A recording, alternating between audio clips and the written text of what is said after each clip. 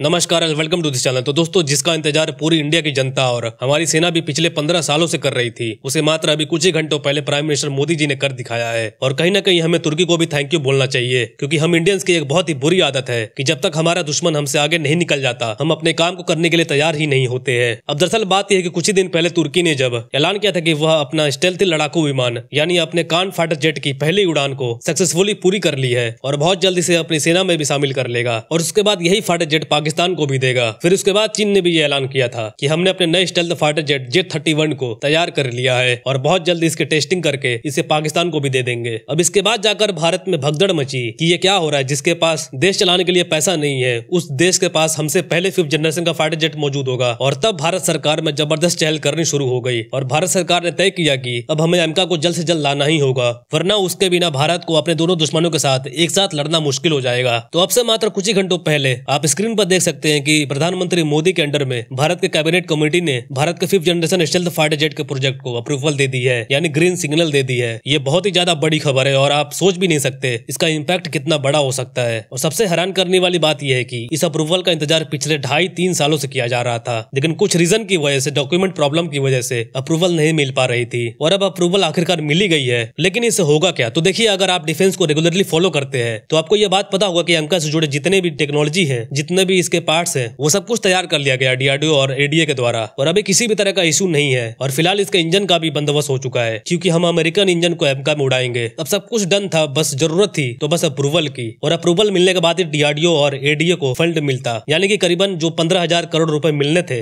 वो अब अप्रूव हो चुके हैं। और अब इन्हीं सभी पैसों से DRDO ने जो टेक्नोलॉजी तैयार की है, इन्हें वह असेंबल करेंगे, यानी वह सभी पार्ट्स को आपस में जोड़ेंगे, फिर जाकर पहला उनका तैयार करके उसे उड़ाना शुरू करेंगे। अब आप इसे ऐसा समझ लीजिए कि जैसे आज से करीबन 2 हफ्ते पहले तुर्की ने अपने कान स्टेल्थ फाइटर जेट को बनाकर उसे उड़ाया था, उसकी टेस्टिंग की थी, ठीक वैसे ही भारत अपना पहला स्टेल्थ फाइटर जेट अमेरिका को तैयार करेगा, उसे उड़ाएगा और उसकी हर एक पार्ट्स की टेस्टिंग करेगा, और साथ ही हर टेक्नोलॉजी की सही से जांच की जाएगी। जब सब कुछ पूरा परफेक्टली काम करेगा, तब उसके बाद इसका मास प्रोडक्शन किया जाएगा, यानी इसे बहुत ही बड़ी मात्रा में तैयार करके बनाकर इसे भारतीय सेनाओं में शामिल किया जाएगा। और यह सब कुछ क्यों रुका हुआ था? तो अप्रूवल की वजह से, जिसकी वजह से प्रोजेक्ट अटका पड़ा था। और भगवान जाने इसमें गलती किसकी थी, गवर्नमेंट की या प्राइवेट कंपनियों की? जो भी हो, हमें ऊपर वाले का शुक्रिया करना चाहिए कि फाइनली अप्रूवल मिल गया है, वरना रूमर्स के अकॉर्डिंग पता ये चला है कि इस साल इलेक्शन के बाद दिसंबर के महीने में इसका अप्रूवल दिया जा सकता था, और उसमें भी 50-50% चांसेस थे। लेकिन वो तुर्की ने ऐसे समय पर अपना कान लड़ाकू विमान को दुनिया को उड़ाकर दिखा दिया, तब जाकर भारत को होश आया, तब जाके भारतीय सरकार अलर्ट हुई, तब जाके अंत में अमेरिका के प्रोजेक्ट को ग्रीन सिग्नल मिला। तो आपके लिए सबसे अच्छी खबर ये है कि अमेरिका से जुड़े बहुत ही अच्छी खबरें आएंगी, अपडेट्स आएंगी, इसीलिए इस चैनल से जुड़े रहेगा, हमें सब्सक्राइब करके। तो फिलहाल के लिए इतना ही। Thank you very much for listening. See you in the next video.